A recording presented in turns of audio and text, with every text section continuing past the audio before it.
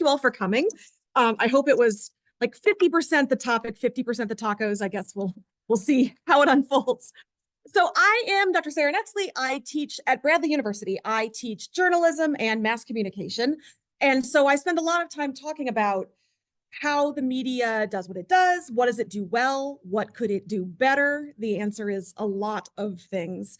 So when I sat down to pull all of these thoughts together, I had a lot. So I will move through these topics. I'm happy to stop if anybody has questions or anything that is worth remarking on as we go along, or you can save it to the end if you'll remember it by then. I'm someone who kind of has to do it while I'm thinking of it, or it will be gone. So don't hesitate to throw up a hand and let me know if there's something that I can go into in more detail or explain a little bit better. So let's get started. I am curious, how many of you follow the polls for the presidential election this year? It sinks in through osmosis. I think you don't even mean to, but you kind of hear a snippet of a headline here or see something there. Is it an intentional choice to not pay close attention for some of you? Could never believe any public opinion poll for any reason whatsoever, whether it was good or bad, because they can fabricate all of the theories and fabricate how they present it to you in order to sway public opinion. And I'm going to give you more examples, even more evidence that you can use to say, this is why I don't like to listen to them, because there's a lot of ways they can be done badly, but there are also ways that they can be done well. That doesn't mean that they are magic prognosticators. That doesn't mean that they are rock solid, but I can at least help you find maybe some of the better polls, or at least understand what you're reading when you do encounter them. How about you? Do you avoid them on purpose? Yeah. And I don't know why something this or that. So I just kind of keep an eye on things, see if anything drastic comes up. But I'm losing more and more trust in anybody speaking the truth. I just get tired it's a big statement, because I kind of feel that way too. It's work to look for what can you trust, what information is out there, what are the sources you can turn to. And I know that feeling. It is hard to have to stay on top and be curating your feed all the time. Well, let me start with the ideal approach for journalists is journalism should be giving the public the information they need to be free and self-governing. Ideally, that is what our media systems are doing, is giving citizens the ability to make good choices, whether it is politically, whether it is economically, where do you live, where do you work, what do you watch, what do you consume? All of those things should be coming from the media in a way that is consumable, useful, reliable. But I will say we also live in a time of media politics. And that is a political science theory that says the media are these days an active participant in the political process, that politicians are not alone in talking about their policy, in setting agendas, in reaching out to voters, that the media are involved, and what they cover and how they cover it can make a difference in what do politicians embrace or run away from on the campaign trail. What are they linking their name to and what aren't they? So media have an outsized role in elections and campaigns in this era more than ever. Now, I'm curious, how many of you have heard of horse race journalism? It is an expression that you'll see sometimes when we're talking about media coverage of elections especially, but essentially it is reporting that emphasizes who's winning and who's losing, who's ahead and who's behind. So it relies heavily on public opinion polls to say, Trump has pulled ahead, Harris has edged out the former president in this state or that state. And it really does, the way a lot of reporters talk about it is it really is like a horse race, and they're off. And you have your two candidates who announce, and as the campaign gets underway, it really just becomes whose horse is ahead, which poll is showing one pulling ahead or over the other. So there are three types of public opinion poll driven reporting, this horse race reporting. The one is the kind of traditional kind, which is we're focusing on the competition, the game. We de-emphasize policy issues. We are more focused on who has scored a point, who won the debate, what does that mean moving forward, who stumbled in the polls because of this or that. And we don't know, what are they running on? What do they want to do? What are their goals? And what researchers have found is that this rewards front runners and underdogs, that if you are already have name recognition or are notable, you are going to be a little bit better off in these kinds of reporting climates. Also underdogs. Barack Obama, when he ran for president and won, he was not expected to be the nominee that year. He was a primary candidate, but everybody initially kind of thought, you know, he'll wait his turn. It'll be his time someday. But he was an underdog who did really well and he kept performing. And the media rewards that. They reward exceeding expectations. And so you will see a boost to candidates like that. Unfortunately, this kind of reporting isn't the healthiest when we're focusing just on winners and losers. It hurts public trust in politicians. It decreases voter knowledge. We don't know what they stand for. We just know if they're winning or losing. It shortchanges female candidates. Female candidates often, research on gender in politics show women have to prove themselves on policy. They have to show that they deserve to be on the stage because there's such a tradition of male presidents. So if a female candidate is trying to say, pay attention, I have great policies, media are not really interested in that. And so that is harmful to them as well as third-party candidates because they can't win in our system. It's really hard for third-party candidates to win. And so they get overlooked as well. And then unusual candidates get a big boost, which we saw in 2016. Donald Trump was a very unusual candidate. And what they found, I didn't put numbers on the overhead, but I will just talk you through. 60% of the coverage in 2016 was analyzing that race between Clinton and Trump. 10% of the national media coverage was policy. 10%. That is not a strong, healthy number. And then in 2020, about 3/4 of CBS Evening News, just looking at one outlet, focused on the horse race when they came to Joe Biden. 1/3 of CBS Evening News stories focused on the horse race when it came to Trump. Now, Biden had more horse race reporting than Trump did in 2020. Anybody want to venture to guess why Trump would have had more other kinds of reporting in 2020?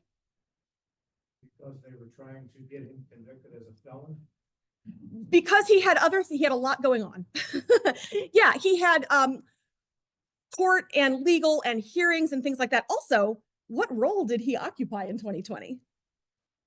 Sitting president, right? And Joe Biden was former vice president. Presidents just make more news. So incumbents also have more coverage of everyday actions because they are presidents compared to challengers. And so this race, 2024, we have a sitting vice president, and then we have a former president. Vice presidents it's not the same as being the president. So you're not going to get the same kind of coverage. So I'll be curious what kind of numbers shake out with that when we see it, when it's all done. Okay, the second type of horse race reporting that we see done is probabilistic forecasting. What this is, it is, I'm going to say it is 8 times. It is statistical analysis of multiple opinion polls that gives the percent likelihood that a candidate will win. And so you see this, especially what researchers have found is it is more common for media outlets with left-leaning audiences. That's not to say left-leaning media outlets, but it is more common for media outlets that have an audience that tends to skew a little bit more left. And so what this does, it gives the percent likelihood of a candidate winning the election. It is, if you know 538, Nate Silver, the pollster, he does a lot of this where he doesn't personally single-handedly, he has an empire now that does this, but pull in all these public opinion polls and they say there is a win probability of 58% if this person takes this state, but it goes down to 61% or goes up to 61% if this person takes this state. It is confusing. It is hard to track and it is hard to understand where those numbers are coming from. A 58% probability of winning does not mean you are winning 58% of the vote. And so voters who are kind of like you, I don't really want to see the polls. I just kind of want a snapshot of what's happening. See a probabilistic poll, and those percents are not necessarily what they think they're going to be. And so it confuses voters and it discourages voting. There's a trend that you're going to see with this kind of reporting: confuses voters, discourages voting. It's just not a healthy way to give information that people need to make these kinds of good choices. Now, the third kind of racehorse type journalism is strategic news coverage. And I think this is the one that I see the most in my media life. You have the horse race, who's up, who's down, but you also have what strategy are they using? The campaign is going this route. The campaign is bringing in that they're appealing to this voter. And so there is even less emphasis on the policies and the positions and more emphasis on power. Why do they want to win? What are they doing to win? How are they trying to consolidate, accumulate, spend power? Guess what? This discourages voting. It increases cynicism and distrust of politicians, especially among younger people. And as someone who deals almost exclusively with first-time voters, they are not pleased. They are not trusting. They are not happy with the choices, the election, the way campaigns are run, the influence of money, the political scene in general. And I think a lot of that is because we have so much of this news coverage.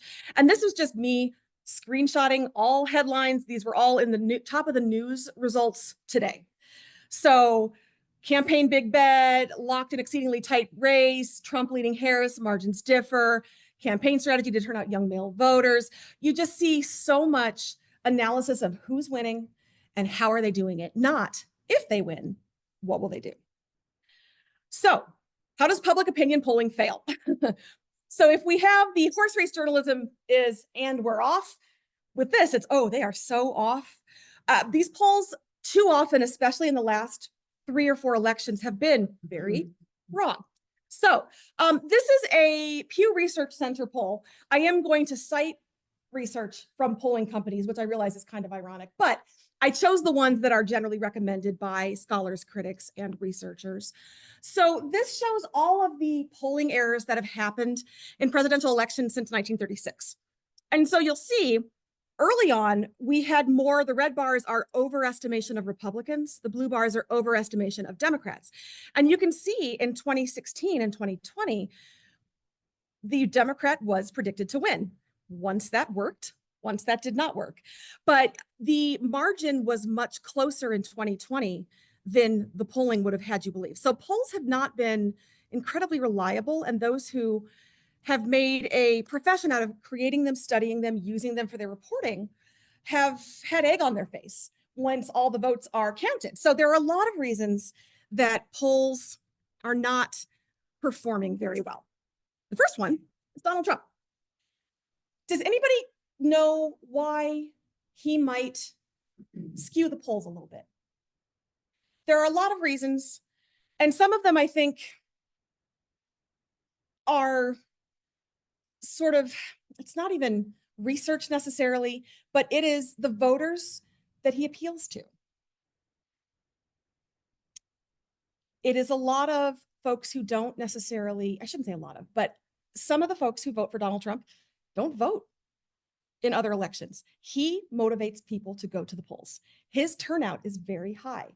And so when you have pollsters who are looking at how are we going to give who's up, who's down, they don't always know where to find those voters because they're not included in the models because they're not typical voters in presidential elections. So he is one of those unusual candidates who does well with this kind of horse race polling that I mentioned before.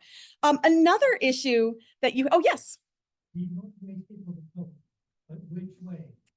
Oh, well done. That's, you know, that is a good point. He motivates his supporters to turn out. And he also, this is where I'm talking a little bit outside of my research area. My understanding of past research I've seen, but not today as I was finalizing this, if you're motivated to vote for someone you're excited about, your turnout's going to be higher than if you're motivated to vote because you hate somebody or because you don't want them in office. So that you have to help stop this person is not as motivating as I'm going to elect this person and I'm excited to do it. But I do agree, we have seen higher turnouts. 2020 was one where you had the first Obama election, people were excited to vote for Obama.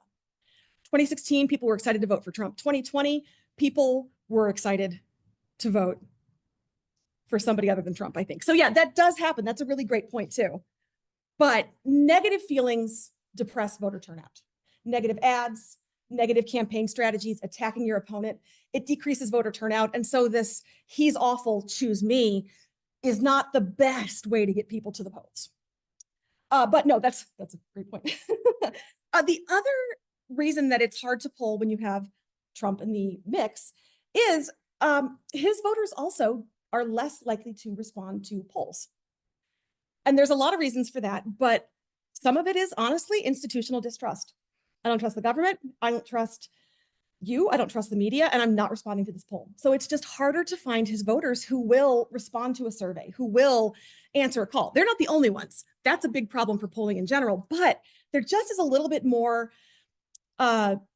chosen non-participation for his supporters, which is why experts think in 2016, Clinton's win was predicted, because Trump's voters weren't answering the polls and they didn't know where to find them. And so our numbers were off and everybody was a little surprised. Beyond that, it is hard to predict who's actually going to vote. That's one of the big things, is pollsters need to know who has voted before historically. So in their models that they make, they can find these likely voters, because how you're going to vote if you're not actually going to turn out, we don't really need that for a poll.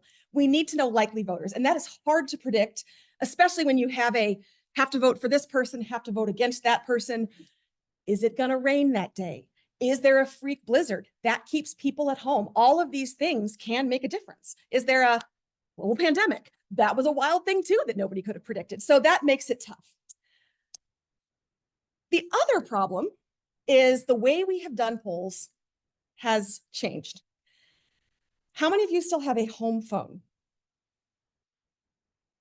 That is like 1.5 more than I expected. A lot of times pollsters were using landlines for a long time. How many of your kids, grandkids have landlines?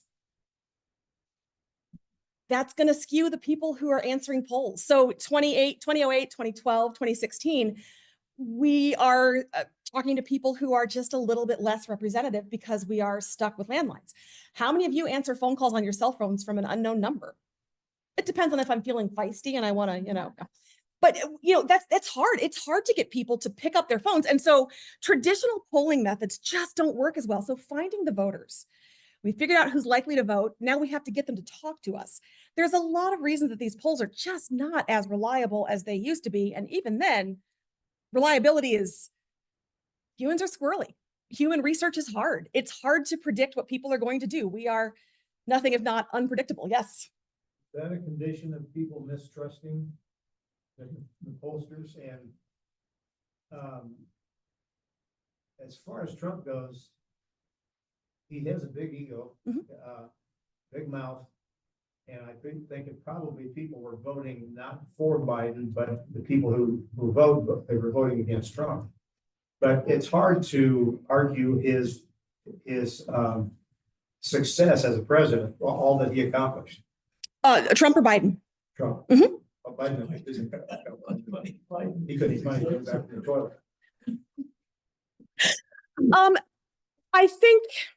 I think there are a lot of ways to record policy success and presidential success, and that also does motivate voters. The biggest thing that keeps people voting or not voting, the economy. The economy. It's the economy, stupid, that hangs on many a campaign office wall, because as goes the economy, so goes the election. If you're the incumbent and it's bad, ooh. If you're the challenger and it's bad, great. And vice versa, of course. So there is that as well. The one thing that wasn't really a reason for polling weaknesses or shortcomings, there was some academic speculation that Trump voters just didn't really want to say who they were voting for, that they didn't want to tell people, not so much about lack of trust, but they just didn't feel like saying this is who I'm voting for, because they heard some of the media chatter, they heard some of what their friends said, and that might have depressed the 2016 polls. But they've done research and found that shy Trump voter wasn't really the case. So I thought I would just mention that in case that was a thing you had come across, that research after the fact kind of said, no, not really. The last reason polls are difficult is because pollsters do statistical adjustments. Certain demographics get oversampled, certain demographics get undersampled. Older Americans, college-educated Americans, they tend to answer polls more than younger. less educated people. And so you have oversampling of some demographics. So pollsters will go in and say, okay, we're going to adjust for race and gender and age. They have complicated statistical formulas that help them adjust to the general public to make it more generalizable. And they have found that these just don't work very well. These just are not methods in 2024, in 2020, in 2016 that served the polling public very well. Now, the good news, 2024, pollsters are trying to fix things. We'll see how they do when it's all over but the shouting. But they are changing. If you can see on this graph that the dark blue is phones, the yellow is online. And so they are shaking up the methods to poll people to try to meet them where they are, basically, because there are more people who are online. So there's a lot of other data in there. A lot of these are linked, and I can certainly, can you host the presentation on the website as well? Yeah. We can chat about it later, but I have a lot of links in here. So you are able to click on this and go to the original source. I don't like throwing up information and then not telling you where I got it. So same with this one.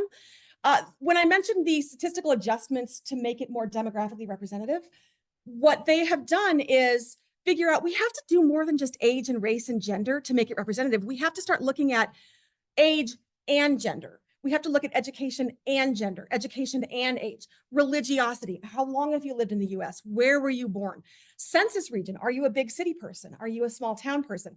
All of those things have been over or undersampled. And so we have more complicated statistical models that hopefully will better predict likely voters and will better predict what the electorate looks like and how they're going to vote. So I've told you why polls can be problematic. Here's what you should be looking for as you start encountering them. If you do come across reporting on them, if we have racehorse journalism and they're off, are these polls not off? We can find the ones that are not quite as bad or have more luck being accurate and done properly. First thing, who conducted it? Second thing, what's the question wording? When did it happen? What's the sample size? How are they recruited and who paid for it? So understanding what is the polling organization, who did it, how was the question worded? Do you think candidate X is the greatest person to ever live, or are you dumb? That is not a great poll question, but it would be reported as 100% support for candidate X, right? So you have to know how these questions are worded. Nobody is going to actually do that. Even the worst pollsters know better than to do, I hope, know better than to do that. But understanding, was it worded in a way that does confuse or lead the respondent along the path? Another thing is, when did it happen? Polls that happened before the debate, polls that happened after the debate. That makes a difference. That makes a difference because there's been a big news event. There's a famous example of advertising awareness. And a company rolling out a newish candy was trying to figure out if they could break through the marketplace in the 80s with this new candy. And they were just trying and trying, and there was no recognition on these public opinion polls. And then all of a sudden there was this huge burst of, oh yeah, we know that candy, absolutely. And they thought, did our marketing do something? No. That was Reese's Pieces, and that was the movie E.T. M&M's was asked if they wanted to give candy for that, and M&M said no, and the Reese's people said yes. And so moviegoers across the country saw Reese's Pieces and it spiked. You have to be aware of when the poll was taken because there are outside factors sometimes that will happen. Sample size, typically larger is better. If I ask us how we're voting, we are not going to be representative of the ultimate election results. Probably not. That's my guess. And then how were they recruited? In statistical terms, you want a representative sample where every sample has an equal likelihood of being selected to be in the poll. That makes it so it can be generalizable to the general public, to the overall population. A lot of statistics that go into that, but random sampling is always better than opt-in or standing on the street and saying, who are you voting for, who are you voting for? And then of course, who paid for it? This is an example of a poll. What questions could we ask? Who is coming to Newsmax to do a snap poll after the debate? People who are on Newsmax, people who are already audiences there. And so 93% Donald Trump won, 6% Kamala Harris won. That is representative of Newsmax website users Absolutely. And this is a true poll. They said, yeah, 93% said he won. But it is not generalizable to the general public because of who conducted it. When it happened a little bit right after the debate is actually a pretty standard time to do that, but how they were recruited and who paid for it. So that's the kind of thing that you can see. I think you kind of said something, anybody can poll anything all the time and say, here's what we found. But there are techniques that are better. There are techniques that are more reliable and that you can trust. One of the things you have to keep an eye out for is margin of error. To what degree the poll may differ from real world results. Is margin of error something you're familiar with? I don't want to over explain. I'm always doing this with my students. Do you know Vietnam? What do you remember about Watergate? What did you learn in your classes about? And the answer a lot of times is not much. We go over it because they get younger every year. So margin of error. So I'm used to saying, what do you know about? But basically, this is the degree to which we can trust that this data is statistically representative of the population we are looking for. So in this case, this is just an example. It's an NBC News poll that shows a margin of error of plus or minus 3.1. What that means is Harris's number could go up or down by 3.1, ditto Trump's. So if Harris goes down by 3 points and Trump goes up by 3 points, all of a sudden it's 46 Harris, 47 Trump, and he's ahead. Margin of error is really important. If you're looking at a poll, if you're looking at an article, if you're watching a story that doesn't talk about margin of error, tread with caution, because a lot of times, especially recently in our political or presidential elections, it's pretty close. And the margin of error here makes that honestly too close to call. It's a tight race. It could go either way. Notice also, conducted between September 13th and 17, 1,000 registered voters nationally. So we know when, we know who. It's not as much information as I would like, but if we go into the actual article, it's going to have a lot more. But at least the graphic gives us something. But margin of error, it's sneaky. It can mess with you. Other pitfalls. Only looking at one poll. One poll is one poll. But if you look at 5 polls from reputable pollsters that are all showing a similar trend, a similar number, you can be a little more comfortable with that because they have randomly selected various samples. They have various wordings. And so triangulating that information, a poll here, a poll here, a poll here, the truth is probably in the middle. That is helpful. Lack of transparency. Like I said, if an article doesn't include that information, not just a grain of salt, a shaker of salt. You really need to understand who and when and where and who paid for it and so forth. Lack of context. Historically, where has an incumbent president been at this time? Did this person just come off an overseas trip where they triumphantly negotiated a peace deal and the poll was done the day after? These kinds of things, the context is important. And then misleading graphics. You can lie with numbers. This is one of my favorite. Oh no, what is happening in India? In fact, we have 5 feet to 5'7", but that looks like Latvia is going to stomp on India.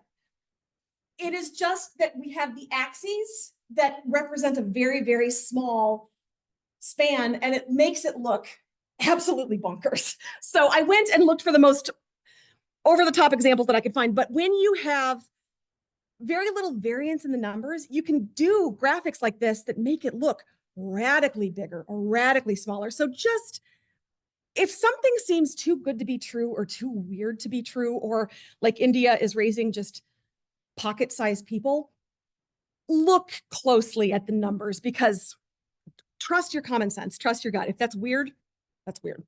This one is more interesting, I think. This is a look at the gun deaths in Florida. I told you I could go off on tangents, right? Because I've been teaching this for a while. So I tried to keep it. But when we talk about polls that can graphically confuse, 1,000 to 0 gun deaths, 1990s, 2000s, 2010s. What does it look like this number is doing? Up, down, up a little. Actually, this is flipped.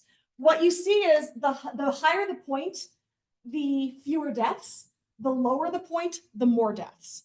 But that is not, my brain hurts trying to put that together. I will say the designer of this graphic apologized for it because people said that 2000, whatever that is, 2002, that highest point there on the end, that is the highest point in the 2000s, but it looks like the lowest. Are you trying to mislead people about what's happening? And he said, anybody want to guess what his intent was as he designed this? Blood. He wanted it to look like blood. And there is a graphic that did this effectively and worked really well. It just made a little more sense visually to a lot of people. And so his intent was to tell a story with the graphic, but really he just confused people about, are the numbers going up or down? So it's not manipulation necessarily. Sometimes it's just thoughtlessness, or it just wasn't executed quite as well as you would like it to be. Sometimes it is manipulation. Sometimes you'll see sometimes, if you want to talk about a presidential administration and how they did, if you want to hide some of the data, you skip that year and you go every other year. And so you can skip that data point. Things like that are ways that you can fudge graphics to make them look a little bit better. This might be helpful.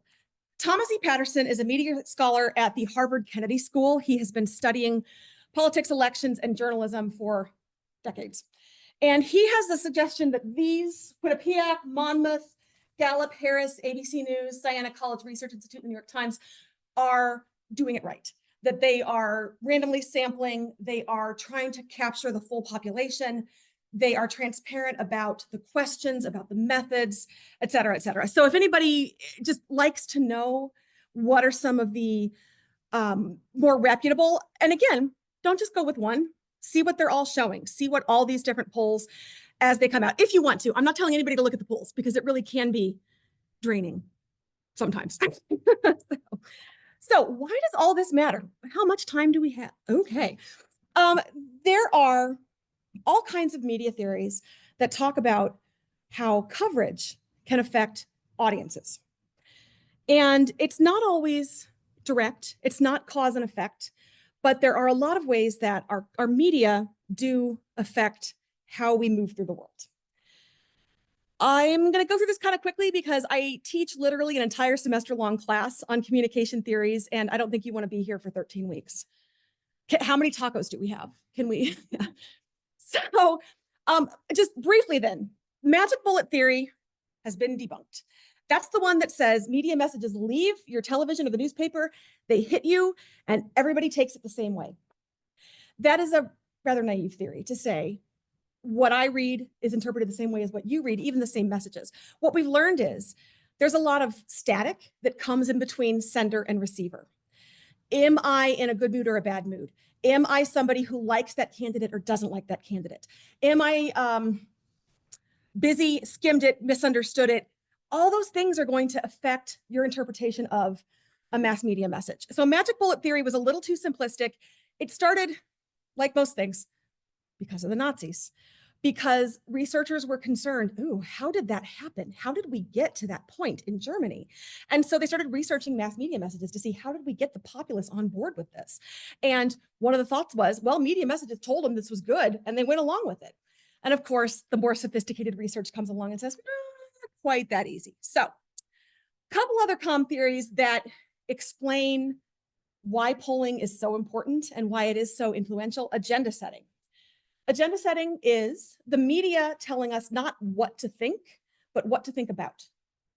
It's not telling us to feel a way about this topic, but it's telling us this topic is important. What is the story that's on the top of the Journal Star? What is the story at the top of the newscast tonight? Agenda setting says that's the one that's the most important. The media thinks that's important. So it's not telling us what to think about the story. It's just saying you should be thinking about this story. Does that make sense? That's the thing that comm students learn. Agenda setting. It's not, they don't tell you what to think, they tell you what to think about. So polling wise, racehorse journalism, it's telling us to think about who's winning and who's losing.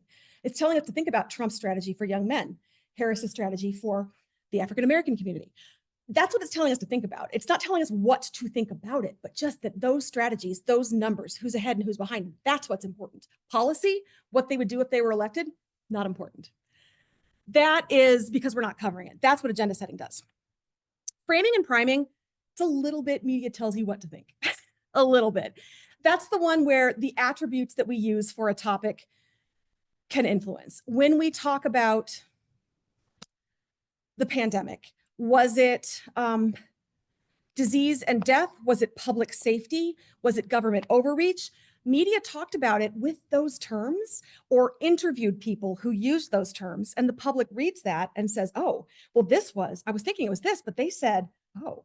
And so just those simple words that we choose. Was it a protest? Was it a riot? Or was it a small spirited gathering of fellow citizens? Riot and gathering are very different things. That's framing, that's priming, that's getting you to think in a certain way. It happens all the time. We choose words all the time in our media messages. It's inevitable. We communicate with words. Some of them have meanings. Sometimes it's intended. We want to say rioter. We don't want to say protester. Other times it's just the word that somebody on a deadline chose, and that's what they went with. But that is framing and priming, so it is a little bit more what to think. Persuasion-wise, there's whole classes on persuasion. What I would say is campaign coverage and polls are not going to change anybody's mind for the most part. I'm guessing you all know who you're going to vote for. Probably there aren't too many media messages that are going to change your mind. There are some undecided voters who maybe will have their minds changed by a poll or a story. The real thing that campaign coverage and campaigns themselves try to do is get unlikely voters to vote. Exactly like you said, is it for Trump or is it because of Trump? Is it for Harris or is it because of Harris? That is what campaign messages really have the power to do. Not change your mind, but motivate those on the fence people to actually go to the ballot, or go to the poll and cast a ballot. That's my very, very quick summary of persuasion. Motivated reasoning is a newer-ish theory that says we don't like being uncomfortable. We don't like psychic discomfort. We don't like being told we're wrong or we're mistaken. And so if we are hoping for an outcome in this election, we're more likely to look at polls that say it's going to happen. We trust polls that say he's going to win, she's going to win. We feel better about those polls. We seek out media that doesn't make our brains uncomfortable. Motivated reasoning says, I'm going to stick with a worldview that I understand and I trust. And that is part of the reason that we can have different ideas about person A and person B, because we are focusing on media that kind of fits our worldview. We have motivation to accept or reject facts based on what we'd like to see. And third person effect, I am not going to fall victim to media messages. I don't know about you people. Oh, a good media message, do something good for the environment. I'll listen to that. I'll recycle. I don't know about you people. That's third person effect. And then spiral of silence is a vocal minority is so loud that they sound like the majority, and the silent majority thinks they're in the minority and they don't speak up. That's another Nazi theory. Truly, that's another comm theory that came out of how did this happen? Okay, it was a small vocal minority and they sounded like they were everywhere and I just went along with it. I didn't know everybody felt the way I did. That is spiral of silence. Again, I do a whole semester on these. I am so sorry that I just speed talked through that, but there you go.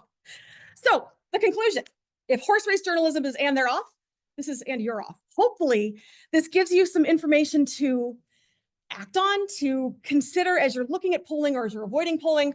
I picked a couple of quotes that I like for this, not the odds, but the stakes. This is Jay Rosen. He's a professor of journalism at New York University. And he wants reporters to stop worrying about the odds of winning and start talking about what are the stakes of the election?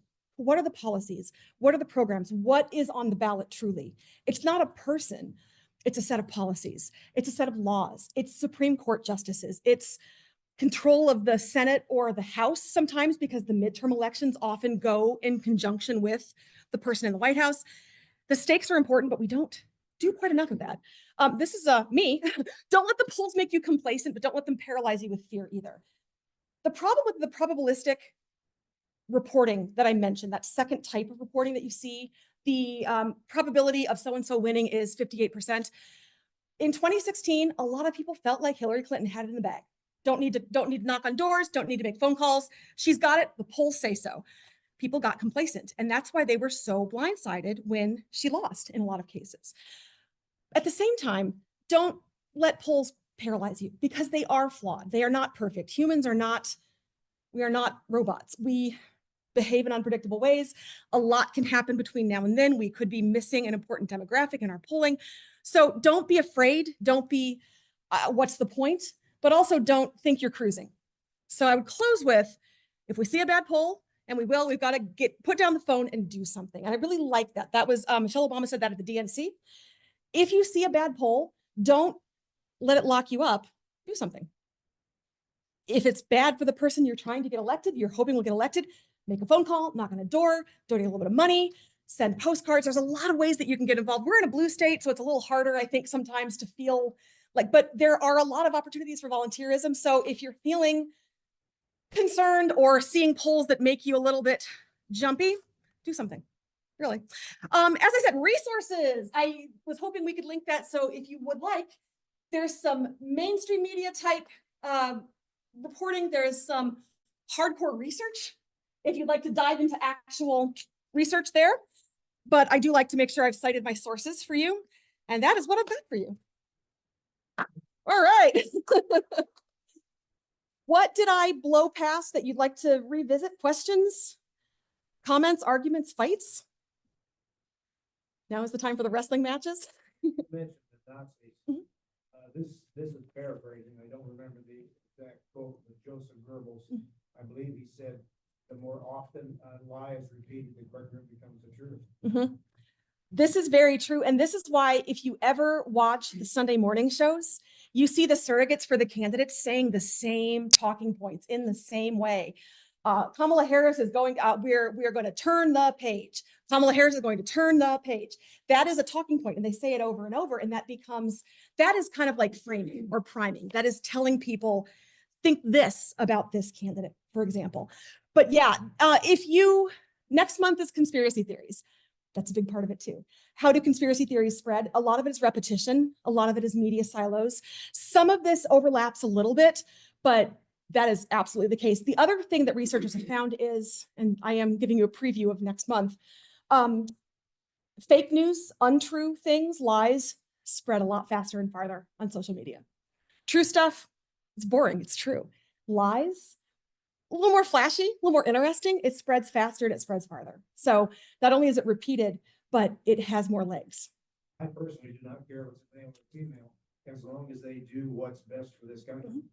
And if you have a brand new candidate who has never had national exposure, you really don't know what their issues are, what their policies are, what they've accomplished. But having a rerun of a previous administration, comparing Trump's administration to this past 4 years, the difference and the amount of attention focused on that is deafening. The first debate, I felt like the commentators on there were probably more progressive liberals. They didn't really, I don't think that they handled the debate very well, but everything that happened in Trump's administration and then comparing it to what did or did not happen in Biden's administration is absolutely phenomenal. 21 million illegal aliens came across the border. And I don't remember, I think it was a Roman general or a Roman philosopher said that if you don't have control of your borders, you're lost. And if someone breaks into your house tonight and steals everything that you've got, were they an undocumented burglar or were they a criminal? Sure, yeah. That is also framing, right? Undocumented, illegal alien, burglar, what have you. That's an example of framing as well. I don't know immigration statistics off the top of my head. I will say with the debate, the moderators, fact checking in real time is tough. It's really tough. I will also say it can look one-sided when fact checking falls a lot on one side, but you also have to look at what is being said on each side.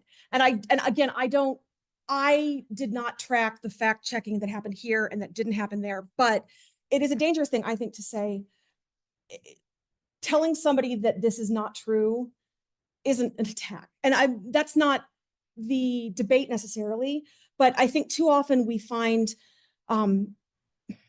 correcting misinformation looks partisan when it's just correcting misinformation. And so that is what is really, really hard, though, because we do have motivated reasoning. We have media that we feel more comfortable with.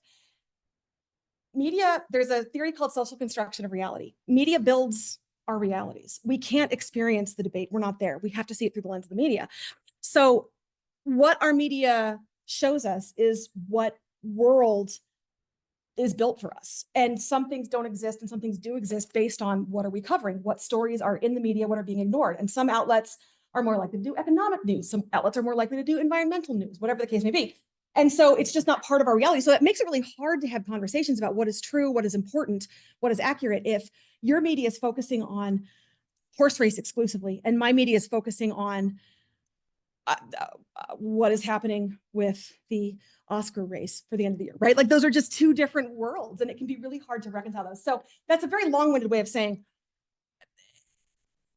the perception of a lie, or the perception of truth, or the perception of didn't do this or did do that in terms of fact checking, it sometimes depends also on the media you're consuming, where it feels like I know these statistics and somebody else might not be as well versed in a topic. And so it can feel one-sided when it is correcting a misinformation, or it could be that sometimes the topics, that there isn't enough substance to correct, right? That sometimes it is that there just wasn't, with a lot of debates, we don't see a lot of policy. We see a lot of arguments and name calling and things, and we don't really have to fact check that. Name calling is name calling, but that makes it tough too. So, but this idea that sometimes you have to call a lie, and sometimes it falls on one side or on one topic a little more heavily. That said, like I said, I don't have immigration numbers off the top of my head, but the polls were interesting after the debate to see who said who won and what did that do. But if you notice, I'm going to talk about polls. I'm so sorry. You said you kind of try to avoid them. I don't blame you. They pretty much settled. Harris got a bump, and then they've settled back down. Harris was a little more unknown. Vice presidents aren't that high profile. And so the public got to see a little more of her. And okay, I'm interested. I thought she did well. And then we kind of retreat back into our, this is what I watch. This is what I read. This is who I like. And it's just we're going to see for the next month and a half how that shakes out. My opinion is that these news outlets play to their audience. Mm-hmm. They know the people that tune in to listen to their Mm-hmm. thoughts. And so people probably don't do a very good job of researching what was presented. They just know what they want to hear. Mm-hmm. In their own political persuasion. They don't care about the opposing side mm-hmm. too much. Yeah, people like to win. They like to be right. There are different kinds of journalism out there. The journalism of affirmation, it's kind of like motivated reasoning. It says, this is not going to challenge you. This is not going to make you think something about a candidate that you didn't already. Affirmation is saying, this is what you know. We're not going to throw a monkey wrench into your gears. And so that also is why when people sort of stick with that journalism they do, that appeals to them, it does make it hard sometimes. Oh, I was going to make another point. Oh, the true media bias, it's money. It's money. It's money. Left or right, it's money. If presenting ideas from the right, Fox News makes money, they're going to do it. If presenting ideas from the left makes money, MSNBC, they're going to do it. When that stops being profitable, they're not going to do that anymore. The bias of the media is money because we have corporate ownership. And that is another part of the problem. Of course, the flip side, government-funded media, that's not something that Americans are super comfy with a lot of times.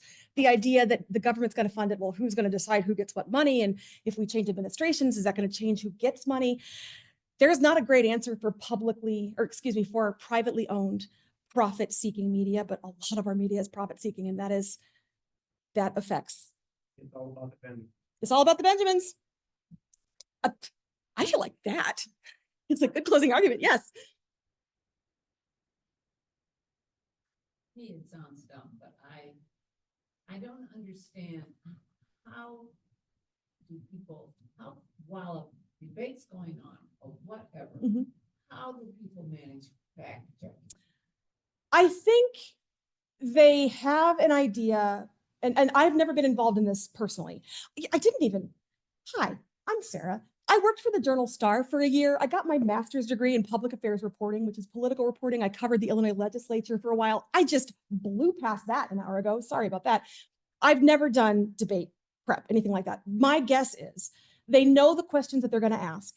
And so they research based on what the candidates have said about that on the campaign trail or in the media. They have likely information on hand. So they have the data that they think might come up. They have things that the candidates have said in the past that they can say, actually, when you say that. So I think it's kind of like a cheat sheet. They have best guesses about this is what's going to come up. But it is tough. It really is tough to fact check in real time. It's actually another reason that our media does a disservice sometimes, because live programs where people just talk are cheap. You have the Sunday morning shows where you bring a guest on and you let that person talk. You're not paying to send a reporter into the field to interview and travel and do a story and cut it together and edit it. You just have a guy on there or a gal on there to talk. And they go live and they speak, and the host is not as prepared a lot of times because it's not a debate, this once a year thing. So it's how lies get around the world really fast. It's, again, it's me. It all comes down to money. It all comes down to money. I'm so sorry.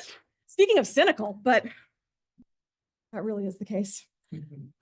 So I would say support your local media as much as you can. Pay for local journalism. That is really important.